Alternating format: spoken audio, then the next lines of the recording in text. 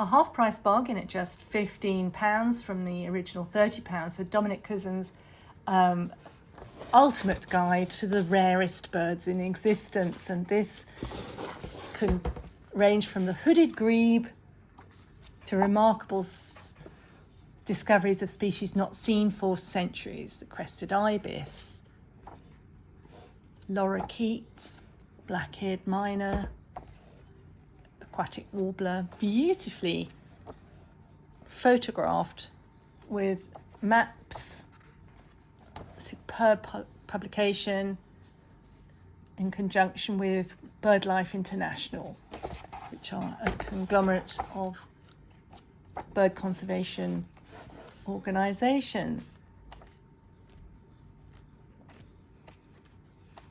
There's the noisy scrub bird, the forest owlet, New Zealand's Storm-Petrel, Madagascar Pochard, visually very appealing, and only half price through bibliophilebooks.com, the Atlas of Rare Birds.